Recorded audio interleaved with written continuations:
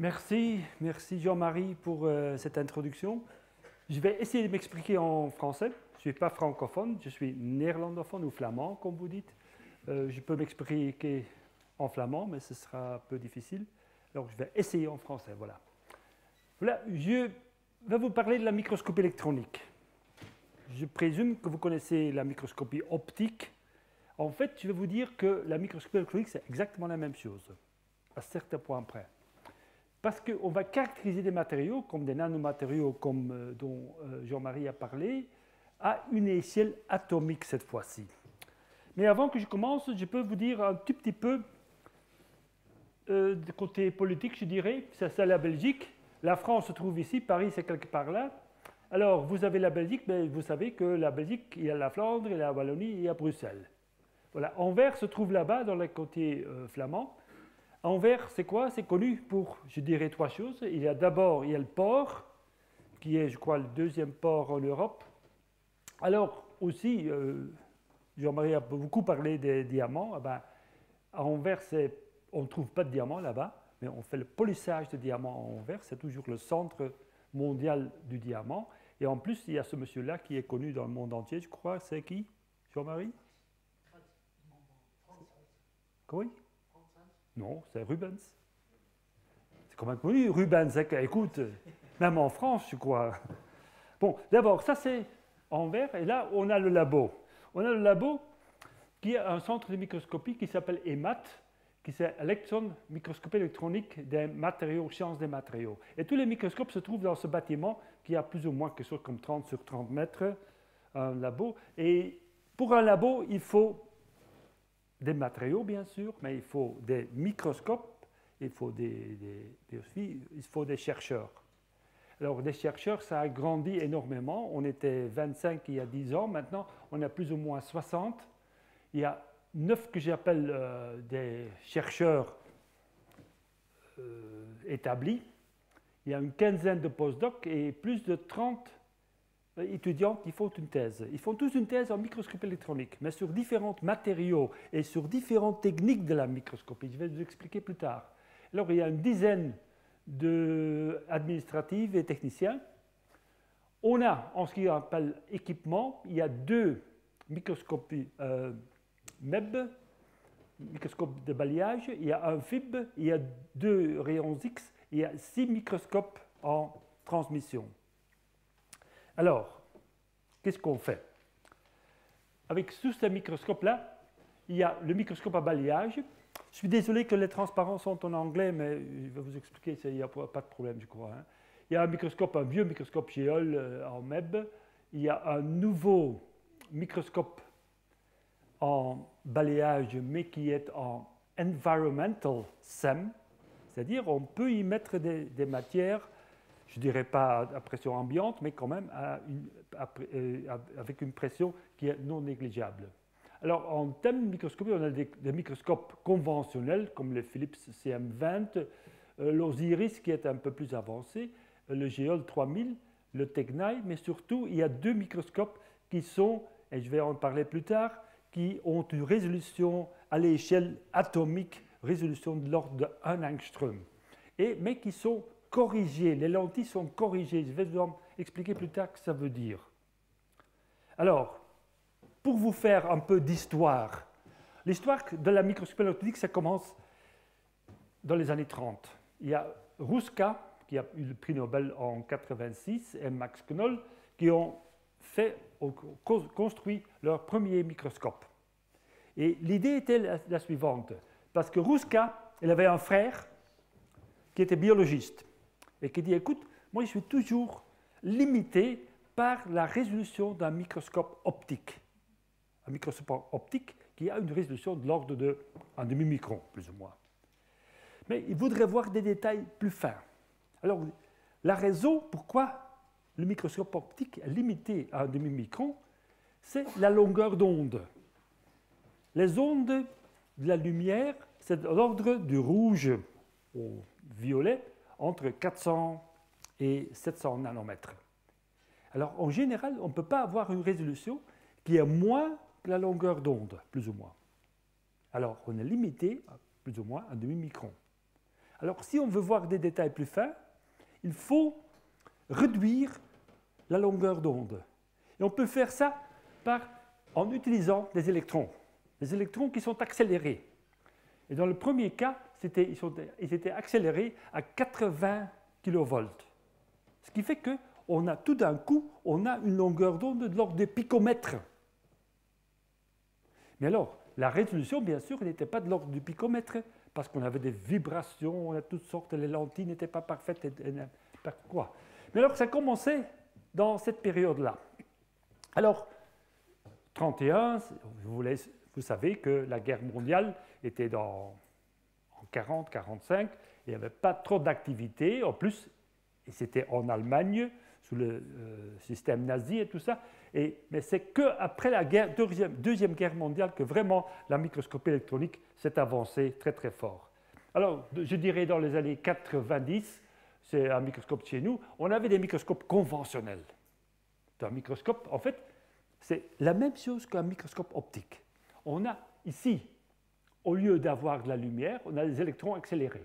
Là, vous avez des lentilles pour faire un faisceau très parallèle, comme on fait dans un microscope optique. Alors, votre échantillon se trouve ici, et après, vous avez des lentilles pour agrandir. Et là, vous voyez sur l'écran l'image directe. Agrandie jusqu'à ce que, parce qu'ici, il y a 3 ou 4 ou même 5 lentilles, jusqu'à une magnification de 1 million de fois. Maintenant, la magnification n'est pas tellement importante, parce que vous savez, bien sûr, si vous avez un journal et vous agrandissez la photo dans le journal, vous ne voyez pas plus. Même chose pour votre ordinateur, à la fin, vous voyez des pixels. Alors, l'agrandissement n'est pas important, c'est en fait la qualité de ces lentilles qui détermine votre résolution ici et votre agrandissement. Alors, ça, c'est une photo des années 90, ça, c'est une photo, je dirais, 2006, un microscope un peu plus avancé, un peu plus moderne, mais ça reste un microscope, on a du contact avec. Maintenant, après ça, on a eu des microscopes comme celle-là. C'est plutôt une boîte, un frigo américain, je dirais, qu'il faut nourrir de temps en temps avec de l'azote pour refroidir l'échantillon, mais qui est un peu spécial. En fait, le microscope se trouve dedans, mais on essaye d'améliorer la résolution, et ça se fait en isolant le microscope du reste du monde. Alors, vous avez le microscope ici dedans, qui est complètement isolé de ce couvert. En fait, il se trouve dans un autre bâtiment, comme ici la chambre ici, et on est à l'extérieur pour en fait régler et communiquer avec le microscope. Alors le microscope se trouve ici, de l'autre côté, et c'est le monsieur-là qui vraiment a une connexion. En fait, si vous avez une très bonne connexion ici entre Paris et Anvers, on pourrait manipuler le microscope à partir d'ici, sans problème. Alors là, vous êtes à l'extérieur, on a une stabilité énorme mécaniquement, aussi thermique, parce qu'on met l'échantillon dedans, et pour le reste, on n'entre plus la chambre. Ça veut dire qu'il y a un changement de température de 0,5 degrés par heure. Parce qu'autrement, si vous entrez là-dedans, vous êtes à 37 degrés. Vous allez chauffer tout le bazar, et ça va faire que votre échantillon ne sera plus stable. Vous vous imaginez si vous travaillez à une magnification et vous mettrez comment ça s'appelle, un poil? Un cheval? Un cheveu? Non, pas un cheval. Un cheveu? Enfin, vous prenez un cheveu, la croissance, c'est l'ordre de 1 cm par mois. Eh bien, à la magnification où on regarde, ça veut dire 30 cm par seconde. Vous vous imaginez la stabilité qu'on exige pour ces instruments. Alors, voilà. Alors, pourquoi est-ce qu'il y a une augmentation de la résolution les derniers temps? C'est parce qu'on a amélioré les lentilles. Parce que vous savez que même en optique, toutes les lentilles, ils ont des aberrations. Après, chromatiques, sphériques et tout ça. C'est surtout la correction sphérique qui joue un rôle. Qu'est-ce que ça veut dire? Vous vous souvenez encore de votre cours d'optique? Ah ben, s'il y a une aberration sphérique, vous avez une lentille et les rayons qui sont à l'extérieur et les rayons qui sont à l'intérieur, ils n'ont pas la même focalisation. Alors ici, il y a une disque de confusion qui s'est créée. Si vous faites la correction, voilà, vous allez corriger votre aberration et ça fait que vous avez une résolution beaucoup meilleure et c'est ponctuel plutôt que là, vous avez une disque de confusion. Et c'est ça qu'on a créé pour les lentilles dans le microscope. Ce n'est pas évident, pas du tout. C'est pour ça que le premier expériment était dans les années 2000. C'est à partir de l'ordre de 2005-2006, ça s'est devenu plutôt normal, je dirais. Le désavantage, c'est que ces microscopes ils coûtent beaucoup plus cher. Un microscope, comme je vous ai montré avant, par exemple, ce microscope-là, il a coûté 7 millions d'euros. Alors, vous vous imaginez que ça ne se met pas à chaque coin de la rue. Alors, on fait. Par exemple, je vais vous voir l'effet de la correction. Si vous avez le correcteur off, vous avez une image comme celle-là. Ça, c'est de l'or, un nanoparticule d'or. Et ce que vous voyez ici, c'est les points, les atomes d'or, mais en projection. N'oubliez jamais, ce que vous voyez en microscope électronique, c'est une projection de la réalité. En plus, c'est une projection qui est modifiée par votre microscope. C'est comme vous regardez à l'extérieur d'une fenêtre, une fenêtre qui est un peu détordue. Alors, vous regardez de l'autre côté, et si vous restez à l'intérieur, vous n'avez aucune idée de la réalité. C'est la réalité modifiée par la fenêtre. Si vous avez des lunettes colorées, vous avez une réalité qui est transformée par vos lunettes. Alors, c'est une projection de la réalité transformée par le microscope. Alors, mais qu'est-ce qu'il y a? Alors, vous pouvez voir des colonnes d'atomes. Mais ici, autour, bien sûr, un arc de particules se trouve sur un support de carbone. Ça, c'est le support de carbone qui donne une image assez floue. Mais, par exemple, on a une bonne résolution ici, mais à l'extérieur, qu'est-ce qui se passe? C'est quoi exactement à l'extérieur? Est-ce que ce truc-là est encore un atome ou pas? Eh bien, on met la correction en marche et voilà. Vous voyez? La résolution n'est pas tellement meilleure ici. Bon, un petit peu, mais quand même. Mais c'est surtout à l'extérieur, vous voyez très très bien que maintenant il y a des facettes.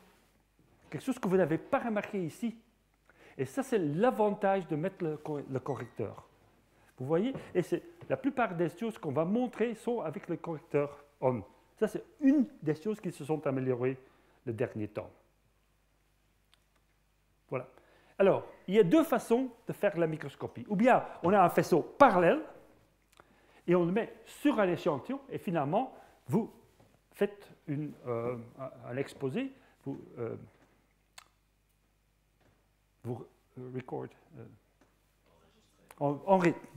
vous enregistrez la photo en une seconde, quoi.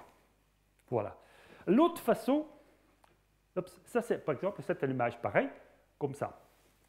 Ce qui fait, ça c'est de l'or de nouveau, et vous voyez très très bien la projection des atomes. Et ici par exemple, et là vous voyez des fautes, parce que rien n'est parfait, même si on pense que la structure est parfaite, comme M. Tarascon a bien expliqué, on a telle structure, mais on n'a pas parlé qu'il y a des fautes de temps en temps. En fait, la plupart de nos matériaux, c'est des matériaux défectueux. Et c'est assez souvent que ces défauts jouent un rôle très très important. Alors par exemple, ici il y a des fautes, mais on a une image qui est très très beau, mais qui est très sensible à l'orientation. C'est un peu courbé, ce qui fait qu'ici vous avez une très très bonne image. Par contre là, il faut savoir, la distance entre ces atomes, c'est de l'ordre de 2 angstroms. Hein.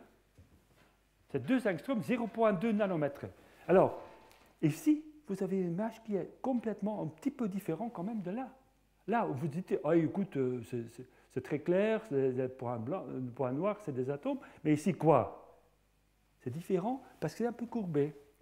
Alors, on a une autre technique.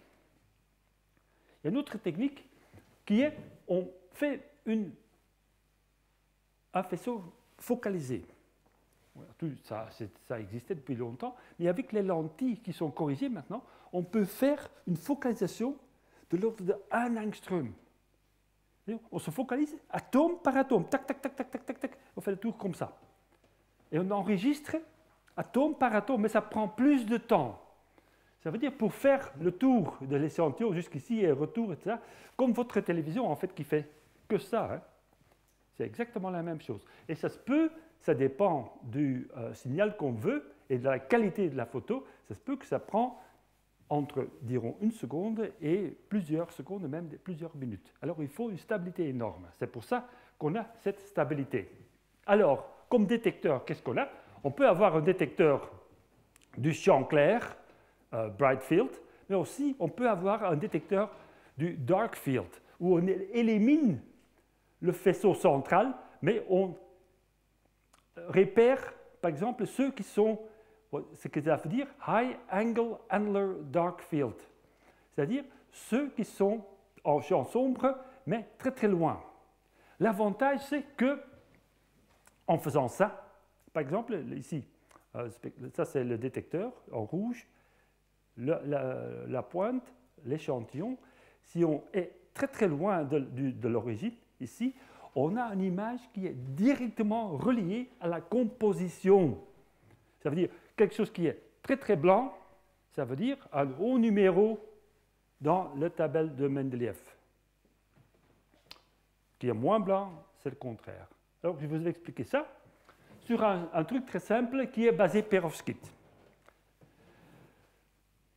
On a une image en microscopie conventionnelle, et vous voyez, on voit très très bien la structure perovskite, qui est un peu, ça on voit bien le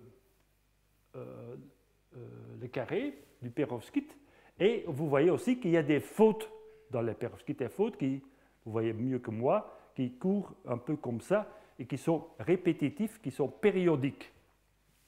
Mais alors, on voit bien les atomes, il y a l'or, par exemple le plomb qui est très très lourd, le fer et l'oxygène. Alors, en fait, 3 différentes. Maintenant, quel atome, quel point et quel atome? Eh bien, on switch dans l'autre mode.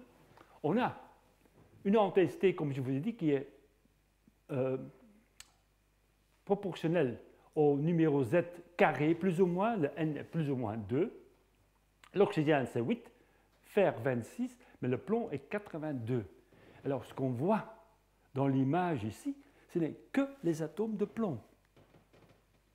En fait, je vais être très très simple, on va superposer cette image-là sur cette image-là, et on va dire, ah, on a retrouvé le plomb. Alors, le reste, c'est le fer, et l'oxygène, on met en coordination. Alors, c'est surtout Artyom Abakumov qui a fait ça il y a 6 ans déjà.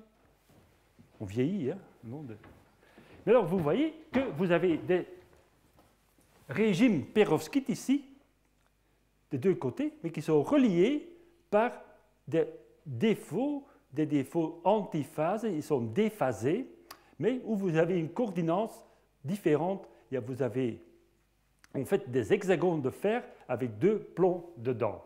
Si vous mettez encore des oxygènes, vous avez une image complète, mais ça, je n'ai pas mis ici. Ah oui, je peux faire comme ça ici. Voilà. Ça, c'est de nouveau un peu illustré ce qu'on peut avoir. On a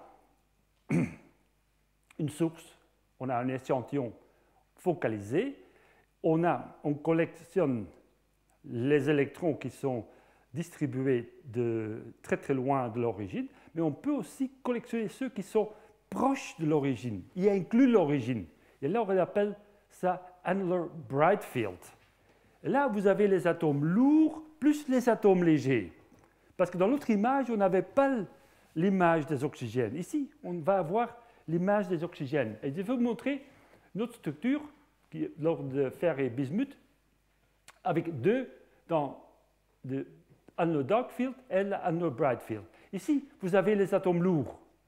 Par exemple, le plomb et le bismuth. De l'autre côté, là, vous avez le plomb et le bismuth, mais aussi l'oxygène. On combine les différentes techniques pour avoir l'information qu'on veut. C'est-à-dire, vous avez votre problème, et en fonction de votre problème, vous allez choisir dans quel mode vous travaillez. Soyez le bienvenu, monsieur. Je ne vais plus recommencer dès le début. Hein. Voilà, pardon. Alors, je vais illustrer ça pour un truc qui est de point de vue technologique très important, c'est l'oxyde de cérium, qui s'utilise assez souvent dans l'industrie semi-conducteur. on fait une image et on voit bien que c'est une nanoparticule. Vous voyez ici 2 nanomètres sur une échelle dont on travaille. La magnification que vous voyez ici sur le tableau, c'est de l'ordre de 100 millions de fois, plus ou moins. Alors, vous voyez, dans cette image, ça c'est encore un agrandissement, vous voyez en Allner-Brightfield les atomes de cérium, mais aussi les atomes d'oxygène, qui sont très très faibles ici, mais vous voyez. Alors, si vous voyez, ça c'est les plans 1 à 1. Dans les plans 1 à 1, vous voyez très très bien que les oxygènes terminent chaque fois. Ce n'est pas une termination de cérium, mais d'oxygène à la surface, dans le vide, hein, pas oublier dans le vide. Après, on va prendre l'oxyde de cérium pour montrer qu'exactement ici, vous n'avez pas, en général, vous avez cérium 4+. On va montrer qu'à la surface, on a cérium 3+, atome par atome. Alors, on a des images. On peut dire que ça c'est un atome lourd, ça c'est un atome léger, mais comment déterminer la composition? Eh bien, pour déterminer la composition, il y a différentes techniques. Ça c'est un microscope théorique, je dirais. Vous avez des électrons qui arrivent entre 60 maintenant et 300 kV. Ça c'est le régime. Mais ça, ce n'est pas important. Le 60 kV, on l'utilise par exemple pour des matériaux comme le carbone, le graphène, les nanotubes et tout ça, parce qu'à plus haut voltage, ils vont être détruits. Alors, c'est pour ça qu'on diminue le voltage. Pour certaines, pour des alliages par exemple, il n'y a pas de problème, on travaille à 300 kV. La résolution augmente avec plus haut voltage. À 300 kV, on a une résolution dans le microscope de 0,5 angstrom. À 60 kV, il nous reste encore 1,2 angstrom, mais qui est suffisant quand même. Alors, on a ce faisceau, il y a l'échantillon, eh bien, il a le faisceau central. Il faut dire, pour la microscopie, il faut avoir un échantillon très mince. L'épaisseur maximale, c'est de l'ordre moins d'1 micron, même pour les structures très légères. Je préfère avoir 100 nanomètres. Et de préférence, pour la haute résolution, même 20 nanomètres. Alors, vous vous imaginez qu'un cheveu qui a un diamètre de 80 microns, ça veut dire qu'il faut couper votre cheveu en 1000 pièces pour avoir une épaisseur qui me plaît. Alors, c'est ça le problème que vous avez. Vous avez un échantillon, vous mettez l'échantillon au microscopie, ça vous dit, prenez mes images. La première chose qu'il faut faire, c'est de préparer un échantillon qui est tellement mince, qui n'est pas évident. Mais je ne vais pas entrer dans les détails, mais je peux vous expliquer. Alors, vous avez un échantillon qui est très mince. Vous avez un faisceau transmis, vous avez le faisceau diffracté. Alors, mais qu'est-ce qui se passe? En fait, il y a une interaction entre un faisceau et un échantillon. C'est un processus mécanique quantique. C'est-à-dire qu'il y a toutes sortes de choses qui se passent. Il y a des électrons secondaires, il y a des électrons qui sont rediffusés, il y a des électrons OG, il y a des rayons X, il y a de la lumière, il y a des électrons qui ont perdu de l'énergie inélastiquement. Et chaque de ces faisceaux porte de l'information de la région qui a été illuminée. Alors, je vous ai dit qu'on peut faire un faisceau qui a un diamètre de 1 angstrom, c'est-à-dire atome par atome. C'est-à-dire, si on veut, on peut analyser les rayons X ou les électrons inélastiques à une échelle atomique. Ça s'appelle EELS, Electron Energy Loss Spectroscopy, et ça s'appelle EDX, Electron Dispersion of X-rays. C'est les rayons X qu'on va investiguer à une échelle atomique. Voilà. Sur l'EELS, qu'est-ce que ça veut dire? Il y a le faisceau central qui est très très fort. Alors, le nombre d'électrons est exponentiellement, mais il y a certains pics qui sont caractéristiques, par exemple pour le bore et pour la nitrure. Alors, c'est le nitrure de bore qui a 2 pics qui sont significants et en mesurant l'intensité de ces pics, on peut déterminer la composition. C'est-à-dire, il y a différentes sortes d'informations. Le zéro loss qui est très fort, alors il y a la région des plasmons, et alors ici, il y a une décroissance exponentielle. Si j'agrandis ça, la décroissance exponentielle, ici, vous avez les pics caractéristiques qui contiennent de l'information sur l'élément. Alors, on peut faire une quantification des éléments, même des éléments légers. Alors, dans la région des plasmons, on a l'information de la structure électronique et même de l'information optique. La forme exacte, je vais venir plus tard, pardon, je vais juste illustrer la quantification des éléments. Vous avez par exemple ici une image en microscopie de LCMO, c'est-à-dire lantane, calcium, manganèse, oxygène, sur bismuth, barium, titane et oxygène. Alors, on fait une image dans l'élément lantane, et vous voyez très très bien que ça, le lantane se trouve là. Alors, ça, c'est le lantane. Quelque chose que vous ne voyez pas dans l'image directe. Mais le lantane se met là, le calcium aussi, et le manganèse aussi. Alors, ça, c'est bien le LCMO. Par contre, les petits ici, c'est du barium et du titane. Là, on peut dire, écoute, il n'y a pas de diffusion de l'un dans l'autre.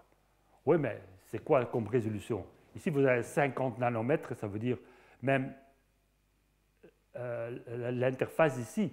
Est-ce que c'est vraiment pas de diffusion ou pas? Ben, je vais vous montrer jusqu'à quel point on peut aller. Dans un autre exemple, c'est le BTO, le LCMO. Vous voyez ici l'interface. Là, vous voyez très très bien, à une échelle atomique. Ici, vous avez le barium et le titane. Et là, vous avez le manganèse et le lantane. Il n'y a vraiment que à l'échelle atomique, il n'y a pas d'interdiffusion. Ça, c'est très très clair. Ça, c'est de l'ordre de 4 angstroms. Il y a peut-être une lame dont on dit « Ah, je ne suis pas tellement certain ». Mais pour le reste, on peut dire, on peut caractériser la structure, la composition d'un matériel à une échelle atomique, sans problème. Enfin, sans problème, je ne dirais pas. Qu'est-ce qu'on peut dire de la valence ou la connexion entre les atomes? Eh bien, là, il faut regarder, par exemple, la valence ou l'arrangement. Si vous avez du carbone, ça peut être ou bien du diamant, ou bien du graphène, du graphite. Comment est-ce qu'on peut séparer ça? Eh bien, la réponse est dans la structure fine ou la taille du pic. Par exemple, là, de la taille, on peut déterminer la structure fine, le bonding. C'est quoi le bonding? Connexion? La liaison, pardon. La liaison et la valence des atomes. Et je vais vous donner, parce que ça je trouve vraiment très important, un exemple qui était connu, c'est le Mn3O4. Eh ben, dans le Mn3O4, il y a du manganèse 2+, et il y a du manganèse 3+. Et si vous regardez cette structure le long d'un certain axe, l'axe 1, 0, 0, vous avez une image comme celle-là. Et là, j'ai mis le schéma. Le manganèse 2+, c'est en vert, le manganèse 3+, c'est en rouge. Pour la structure idéale. Qu'est-ce que je fais maintenant? Je prends mon faisceau, je focalise sur un atome et je me déplace. Si je me mets sur un atome rouge, j'ai une courbe comme celle-là, la rouge. Si je le mets sur un vert, comme ici, j'ai une courbe qui est déplacée un petit peu et qui a une autre forme. Et là, je sais que la rouge, c'est le 3+, le vert, c'est le 2+. Alors, je peux faire la différence. Vous voyez? Et ça, c'est avec le nouveau microscope, travailler à 120 kV, double corrigé, avec un monochromateur. Ça veut dire que les électrons ont toujours la même énergie. Alors, je vais vous montrer les résultats très rudes. C'est un travail d'il y a 3 ans maintenant. On a une image, vous voyez, ici, pour le 3+, et le 2+. Vous voyez que là, il fait blanc, là, il fait noir. Là, c'est filtré, ça, c'est non filtré. Ça veut dire que vous voyez vraiment les pixels. Mais vous voyez que c'est possible faire en coloré le rouge, le 3+, et le 2+. C'est vraiment très, très convaincant. On peut faire la même chose pour des structures qui sont moins connues ou qui sont plus intéressantes point de vue application. C'est-à-dire, je reviens au cérium, d'oxyde de cérium, des nanoparticules. Au centre, c'est bien du cérium 4+, mais à la surface, on expecte avoir du 3+ et du 4+. Est-ce qu'on peut visualiser ça? Eh bien oui, parce que si vous prenez par exemple des nanoparticules comme ici, avec une différente taille, une taille de 4 nanomètres, de 30 nanomètres et de 60 nanomètres, 60 nanomètres c'est un grand particule dont le centre est plus important, alors le 4+ sera plus important. Alors dans ça c'est le 4+, ça c'est le 3+ qui arrive là. Si vous voyez par exemple le vert qui arrive ici, eh ben, ça correspond au 4+. Le petit qui sont presque complètement 3+, vous voyez très très bien qu'ils correspondent au 3+. Le 3+ qui a un pré-pic, le 4+ qui ne l'a pas. Et on peut faire, sur cette image-là, on peut le faire, par exemple, pour un nanoparticule de l'ordre ici, de 10, 20 nanomètres, quelque chose comme ça. On fait une image dans le 4+, on fait une image dans le 3+, on fait les deux ensemble, et vous voyez très très bien qu'à la surface, le 3+ est vraiment présent. Vous avez une sorte de transition du cérium 4+ au centre au cérium 3+ à la surface. Oui, mais c'est vraiment à une échelle atomique ou pas? Ben, on peut faire ça, vous voyez. Ici, voilà la surface 1 à 1, comme je vous ai montré. Et si on fait les deux, 4+, 3+, on les met ensemble, vous voyez qu'ici, dans cette particule, il y a une seule rangée qui est transformée de 4+ en 3+. Ici, il y a quelque chose qui est en train de se transformer, c'est un mélange de 3+ et 4+ là-bas. Alors, on peut même aller plus loin, je dirais. Ça veut dire, vous avez une structure qui est plus complexe. Il y a de l'or, strontium, bismuth, fer, oxygène. Il y a des fers dans des cages octaédriques ou des cages pentagonales. Est-ce qu'on peut voir la différence? Comment est-ce qu'on peut le faire? Eh bien, tout simplement, on prend une image, il y a le fer qui est mélangé, on fait une image, on retrouve tous les fers, voilà, ça c'est l'image avec tous les atomes ensemble, ça c'est l'image qu'avec le fer. Alors là se trouve le fer. Ce que je vais faire maintenant, c'est je vais me focaliser sur ce fer-là et ce fer-là. Eh bien, ce fer-là, il donne le rouge, il donne cette courbe rouge, celui-là, il donne le bleu. Alors, le pré-pic qui est présent, qui est typiquement pour une coordination octaédrique, par contre, là où il n'y a pas de pré-pic, c'est une coordination 5.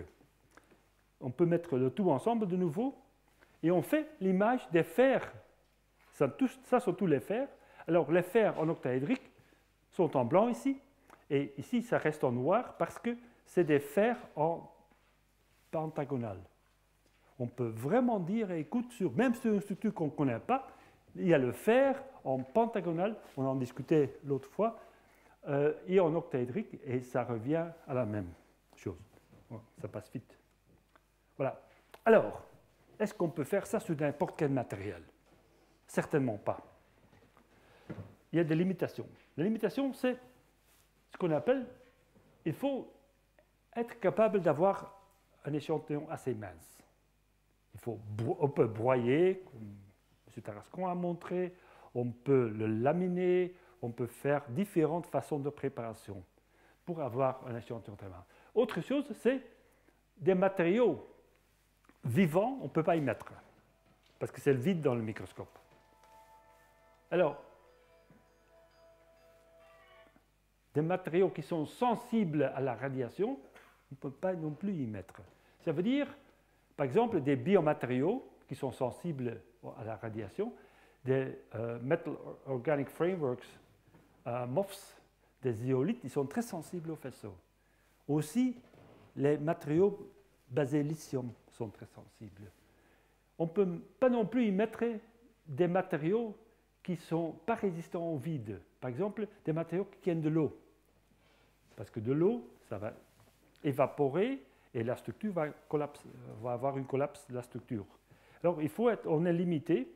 Par exemple, alors on peut se demander, les matériaux qu'on utilise dans les batteries, les matériaux d'énergie, est-ce qu'ils sont sensibles au microscope? Oui, ils sont très sensibles. C'est pour ça que, jusqu'à quelques années, il n'y avait pas trop de travail en microscopie électronique parce qu'on disait, ah bon, le lithium, mais ça va quand même. Là, il ne faut pas faire un effort. Mais, le dernier temps, on a été très prudent, très prudent, c'est-à-dire, on prépare l'échantillon dans Glovebox, c'est quoi? Boîte? Boîte de quoi? Boîte à gants. Oui, boîte à gants, voilà. Dans la boîte à gants, c'est ça que je comprends. Hein? Pardon. Alors, on prépare ça. Alors, on a un transfert, un porte-échantillon pour mettre l'échantillon. En fait, on a un porte-échantillon et là, il y a une grille qui n'a que 3 mm. Et sur ces 3 mm, il y a un couvert de carbone très fin. Et c'est exactement les petites particules qu'on met là-dessus qu'on va regarder dans le microscope. Alors, avec ce porte-échantillon qui est, il n'y a pas d'air, on ne peut pas d'air qui peut y entrer, on met dans le microscope. En fait, ça, c'est le microscope qui est à l'intérieur de ce frigo que je vais vous montrer tantôt. Alors là, l'échantillon entre et là, vous restez dans le vide. Alors, nulle part, votre échantillon vient en contact avec l'oxygène ou avec l'air. Ça, c'est très important. Alors, en plus, et ça, c'est des travaux qu'on a fait en collaboration avec le professeur Tarascon durant certaines années, des trucs qui sont très sensibles au microscope, mais il faut faire très attention.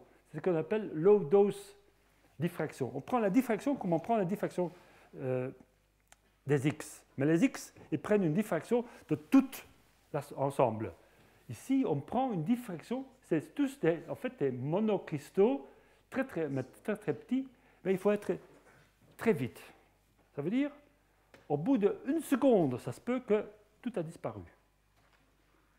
Tout est dégradé. Il faut être très vite, mais finalement, on a réussi à déterminer toutes sortes de structures très complexes basées sur le lithium. Une autre technique, c'est on peut, par exemple, avoir une orientation 0,01 qui est une orientation de base. On peut tilter l'échantillon jusqu'à ce qu'il y ait une autre zone qui est très importante, A1 ou A2 et tout ça. On peut faire ça dans le microscope.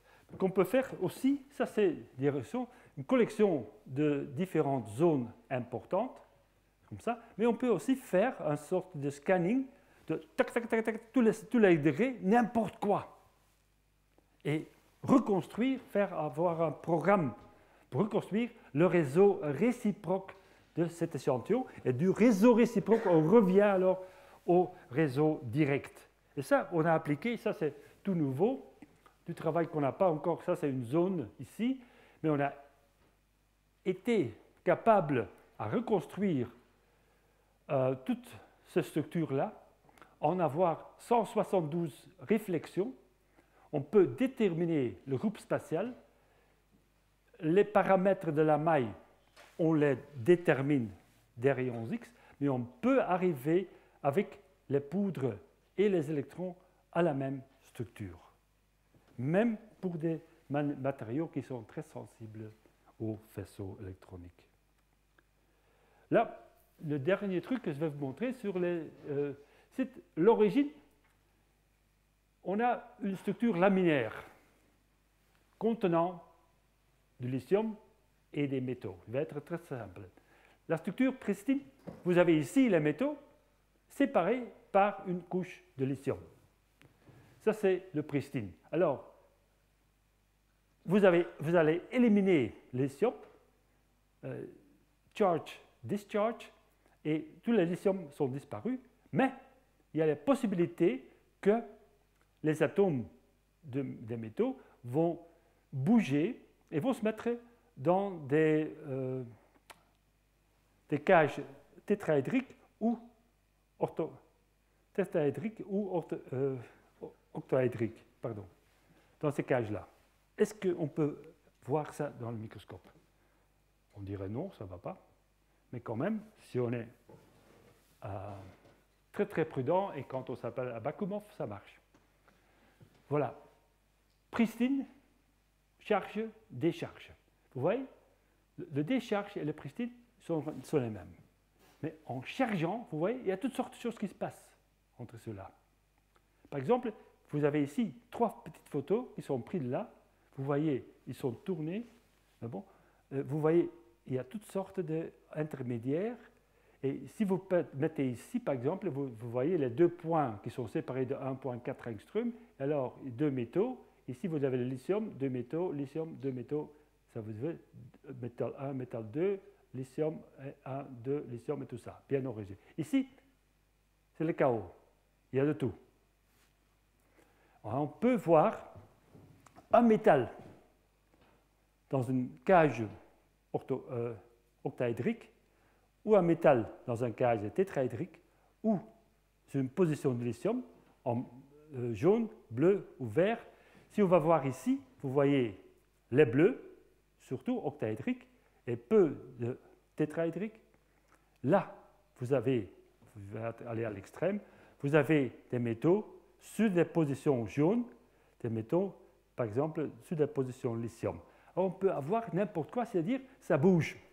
Et l'origine du malfonctionnement du matériel, c'est du fait que certains atomes métaux vont rester entre les cages tétraédriques ou octaédriques. Si on fait ça, pas 2 fois, mais 10 fois, mais 1000 fois, c'est ça qui va se passer. Là, c'est un autre matériau qui est un peu différent, mais qui est en fait la même. Vous voyez ici, par exemple, une cage tétraédrique où il y a un métal qui est capturé là-dedans. Ici, vous en avez un métal qui est capturé octaédrique sur une structure. Et vous voyez, il faut faire attention parce qu'à la surface, vous avez la structure NaCl. Et ici, vous avez la structure laminaire. Ici, vous avez la structure désordonnée à la surface. Ça, c'est une autre. On peut avoir des dégâts d'irradiation, mais on peut aussi avoir l'effet d'une couche mince. Quand ça va être trop mince, là, vous avez encore des transformations qui peuvent se passer. Voilà. Alors, si je veux voir, par exemple, des petits clusters, un certain atome, quand vous mettez, par exemple, 20 atomes, une nanoparticule de 20 atomes sur un support de carbone, qu'est-ce qui se passe? Rien, pardon. Voilà. Sous le faisceau, vous voyez ce qui se passe? Ce n'est pas stable. Parce qu'ils ont tant d'énergie, vous mettez tant d'énergie dans votre électron qu'il permet que... Ce sont des atomes individuels qui sautent l'un dans l'autre. Et là, on se dit, on ne peut rien faire, vraiment rien faire. Mais on se réalise quand on prend 1000 photos comme ça, que certaines configurations vont chaque fois revenir. Vous avez des configurations, plusieurs de ces configurations des atomes, et on se réalise qu'en fait, ici, la plupart de ceux-là, c'est une configuration planaire d'atomes. Et l'autre, c'est une configuration 3D, qui sont plus bulk. Alors, tout ce qu'on voit, c'est ça passe de l'un à l'autre, intermédiaire, et ça saute, tchac, tchac, comme ça. Quand on analyse les photos en détail, on recouvre, on a fait des calculs après, et ça, c'est des structures qu'on avait calculées, et il y a une transformation, il n'y a presque pas d'énergie nécessaire pour transformer une planaire en une 3D configuration. Par exemple, en bleu, ça fait 3 atomes superposés, en vert, c'est un atome seulement. C'est ce que l'intensité nous apprend. Alors, conclusion intermédiaire, c'est que, qu'est-ce qu'on peut dire sur déplacement, composition et valence, on peut le quantifier maintenant jusqu'à une échelle atomique, à condition, bien sûr, que votre échantillon est stable sous le faisceau. Mais alors, ce n'est pas terminé, parce que en 2D, ce n'est qu'une projection, je vous ai dit. Quand je prends une photo de vous, je vois vos faces, mais je ne sais rien d'autre. Par exemple, j'ai mon crayon ici. Si je regarde mon crayon comme ça, vous pouvez penser que c'est quelque chose qui est sphérique. Que je tourne, c'est beaucoup plus long. C'est plutôt un saucisson. Alors, je peux faire ça, et ça peut être très utile. Par exemple, vous avez une projection comme ça, et vous dites, ah, c'est quoi? En réalité, en 3D, en 3D, en fait, c'est ça. C'est cette configuration, on projette, on a cette image. On peut se tromper. Voilà. Voilà, c'est-à-dire une projection en 2D peut être très, très misleading. Voilà. Alors, on va faire ça. Qu'est-ce qu'on va faire? On va prendre une photo et on va se demander c'est quoi en 3D. Je vais vous montrer tout simplement ce qu'on va faire. On va prendre des photos sous différentes orientations. Par exemple, ici, on va prendre des photos de ce qu'il y a dedans. On ne sait pas ce qu'il y a dedans. Et maintenant, ce qu'on va faire, on va reconstruire l'initiale.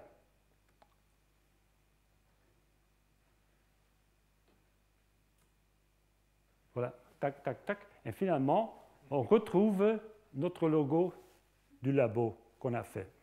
Voilà. On peut faire comme ça. C'est-à-dire, qu'est-ce qu'on va faire? C'est un petit vidéo qui, j'espère qu'il joue. Ouais. Voilà. On a sur une structure atomique, à une échelle atomique, qui forme des nanoparticules, en fait, dont on veut déterminer la forme. Qu'est-ce qu'on fait? On le met sur une grille du microscope. Voilà, ça c'est un porte-échantillon, ça c'est la grille de 3 mm. On tourne des deux côtés, on prend des photos. On en prend des centaines, en fait. Et comme ça, on a toute la série projetée. Et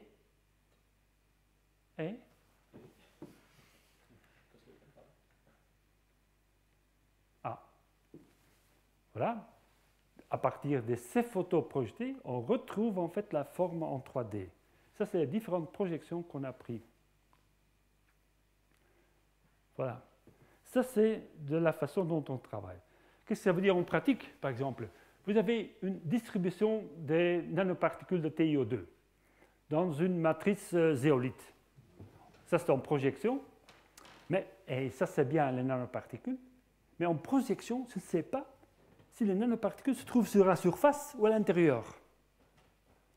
C'est pour ça qu'il faut faire une analyse en 3D. Là, vous voyez qu'il y en a certains, les grands, sont à la surface, mais il y en a aussi qui sont à l'intérieur ici. Et voilà, ça c'est les nanoparticules, sauf sans la matrice. Et vous voyez très très bien qu'ils sont distribués en 3D et pas seulement en 2D sur la surface. Alors ça c'est vraiment très utile. C'est des nanoparticules de l'ordre de quelques nanomètres. Mais alors l'idée est, ça c'est un autre exemple que je vais vous montrer, ça c'est une combinaison de nanoparticules qui forment un réseau honeycomb. Là on va en différentes hauteurs.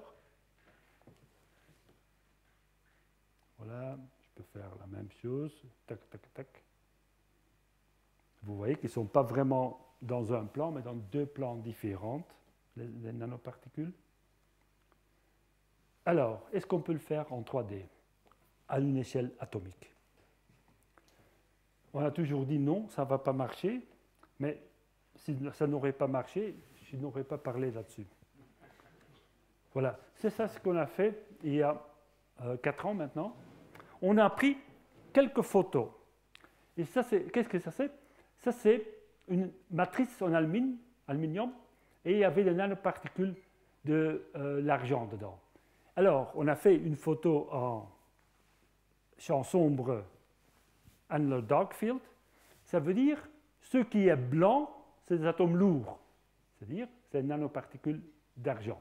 Alors ça, c'est l'argent, et ça, c'est l'aluminium. Ils se trouvent sur un réseau cubique face centré. Bon, alors ça, c'est une nanoparticule comme ça. On l'a fait une image dans une zone 1, 0, 1. Et après, on a fait aussi une zone 0, 1, 0.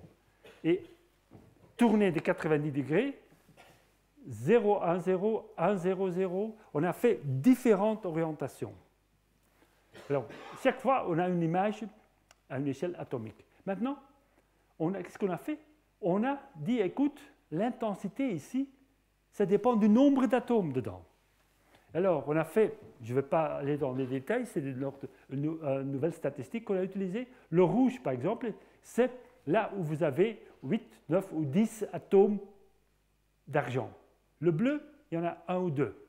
Et comme ça, on a compté le nombre d'atomes. Alors, on arrivait à 789 atomes.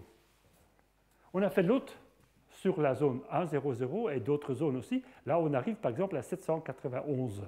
C'est-à-dire il y a une différence de 2 atomes parce qu'il y a toujours une sorte d'incertitude. Est-ce que ça appartient encore à l'un ou à l'autre? Mais bon, on a compté le nombre d'atomes dans une échelle. On a reconstruit en 3 dimensions.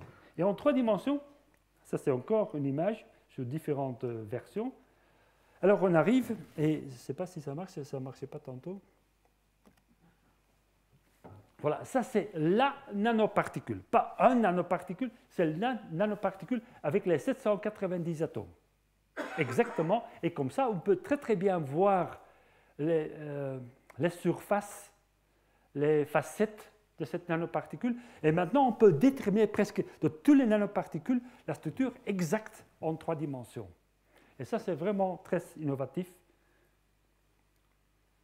On peut faire ça pour un monoalliage, parce que ça, c'était que... On était limité, parce que d'abord, c'est l'argent, il y avait un élément, parce que pour le reste, c'était de l'aluminium. Et deuxième chose, on disait, tout se trouve sur un cubique face centré. Déjà ici, on va avoir des nanoparticules qui contiennent du plomb et du cadmium. Et là, vous voyez très très bien le centre du plomb et autour du cadmium. Et là, par exemple, vous voyez le centre qui est le plomb et là le cadmium. Mais vous allez voir, s'il s'arrête, que la résolution n'est pas tellement excellente. On voit bien les atomes individuels, mais vous allez voir, il s'arrête. Non, il ne veut pas s'arrêter. Pas pour contribuer. Ah oui, non, il ne s'arrête pas. Mais bon, la résolution n'est pas... Parce que qu'est-ce qu'il y a? Le plomb, sélénium, les paramètres de la maille sont un peu différents. Alors, il y a une sorte de tension, il y a une sorte de déformation là-dedans. Et ça, on n'a pas pris en compte. On va prendre ça en compte maintenant, c'est-à-dire aussi longtemps qu'on a utilisé en fait de la connaissance qu'on savait. Les atomes se trouvent sur un certain réseau, cubique face centré, hexagonal, perovskite, n'importe quoi. Ça veut dire qu'il n'y a pas de déplacement d'atomes. Qu'est-ce qu'on va faire maintenant? Comment ça marche? C'est-à-dire, vous avez une structure pareille, dont on peut déterminer sans problème. Qu'est-ce que ça c'est? Qu'est-ce qu'on a? Une structure en projection. Qu'est-ce qu'on dit? On le projette de ce côté-là. Ah, ça reste, tac. Dans certaines directions, on a toujours des points discrets. Et là, on dit, du moment qu'il n'y a pas de... Du moment qu'il n'y a rien qui rencontre, on n'a pas d'atome, l'autre, on a un atome, et alors, comme ça, on peut déterminer la structure de la taille. Voilà, je ne vais pas entrer dans les détails, je crois, ici. Voilà. Alors, qu'est-ce qu'on a fait plus récemment? C'est, vous avez de l'or, mais on n'est plus certain. On laisse tomber maintenant qu'il se trouve sur un cubique face centré. C'est-à-dire, s'il dévie du cubique face centré, on va le voir. Alors, qu'est-ce qu'on fait? on projette. Voilà, la zone 1, 0, 0, 1, 1, 0 et tout ça. Et on laisse la position d'atome libre. Et on va faire un nouveau traitement statistique, par exemple ici. Et qu'est-ce que vous voyez? En bleu et en rouge, une compression, une dilatation des atomes, déviation des positions idéales du cubique face centré. Donc vous voyez que par exemple, il y a ici une dilatation autour d'une sorte de kink. Ici, à la surface aussi d'une nanoparticule, il y a une dilatation. Par contre, ici, il y a certains points où il y a une compression dans la structure. Et on peut déterminer ça avec une précision de picomètre. Ça veut dire facilement une dixième d'angstrom de déplacement d'atomes, on peut visualiser en 3D. Finalement, je vais finir avec vous dire que les DX, on n'en a pas parlé. L'analyse de la composition en analyse des rayons X, on a un échantillon et on a 4 détecteurs. Ça, c'est nouveau. Avant, on n'avait qu'un détecteur. Maintenant, on a 4 détecteurs qui sont très, très forts. Et on analyse les résultats des 4 détecteurs. Ça veut dire qu'il faut moins de temps pour analyser. Alors, qu'est-ce qu'on fait? Par exemple, on a une situation où avec l'or et l'argent ensemble. Alors, en traitement galvanique, mais je ne veux pas aller dans les détails, on a un changement d'un cube à un octaèdre. En plus, il y a des trous à l'intérieur. Ça, c'est l'image en microscopie. Ça, c'est la construction en 3D avec l'idéal, comme ça, avec là. Mais on va combiner ça maintenant avec la composition. On va mesurer la composition ici au début et à la fin. Et vous voyez très bien qu'au début, il y a l'or qui se trouve à l'extérieur et l'argent qui se trouve à l'intérieur. Et à la fin, il y a l'or qui se trouve à l'intérieur et l'argent à l'extérieur. En plus de transformer d'un cubique à un octaèdre, à un octaèdre, il y a une transformation de la composition. Alors, c'est ce qu'on va dire ici, de là à là, par un remplacement galvanique. Vous avez l'or à l'extérieur ici, là il y a encore un mélange, et finalement il y a l'argent à l'extérieur. Ça, c'est quelque chose d'assez récent et d'assez important. Je vais finir par quelque chose qui est encore plus complexe, c'est déterminer en 3D la valence. Je ne vais pas aller dans trop de détails. Je vous ai dit, pour l'oxyde de cérium, il y a une différence entre le 3+ et le D+. Mais alors, on peut se demander, okay, écoute, à la surface, il y a la transition de cérium 4+ à cérium 3+. Est-ce que c'est le même, par exemple, sur les surfaces 1, 1, 0 ou les surfaces 1, 0? Pardon, 1, 1, 1 ou 1, 0, 0. Eh bien, on va utiliser ça pour des octaèdres parfaits et pour un truncated octaèdre. Tronqué? Non, coupé. Voilà. Je vais tout simplement vous montrer en 3D ce que ça donne. Non. Pardon. Voilà. Ça, vous allez voir, j'espère. Voilà. Ici, à la surface, vous avez encore du 4+, à l'extérieur, vous avez du 3+. Et là, c'est une coupe. Vous voyez très très bien que le rouge se trouve à la surface. Alors, en 1, 0, 0, vous avez très peu de transformation. Par contre, pour les plans 1, 1, 1 qui sont là, vous avez toujours le 3+ qui est plus fort que sur le 1, 0, 0. Alors, pour finir, je veux dire, la microscopie a évolué. Avant, c'était une sorte de grande lentille pour regarder des trucs. Et il y a toujours des gens qui viennent chez nous. Écoute, on a un échantillon ici. Est-ce que je peux avoir des photos? Alors, je réponds tout simplement, nous, on n'est pas photographe. On est des microscopistes, on est des scientifiques.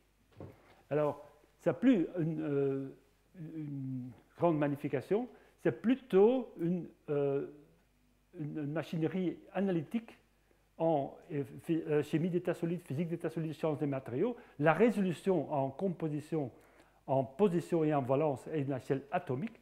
En 3D, c'est routine jusqu'à 2 nanomètres, mais possible jusqu'à l'échelle atomique. Mais n'oubliez pas que tout ça est limité assez souvent par votre échantillon. Surtout, par exemple, vous travaillez sur des échantillons avec le lithium et tout ça, ça montre plus de problèmes. Alors, je reste à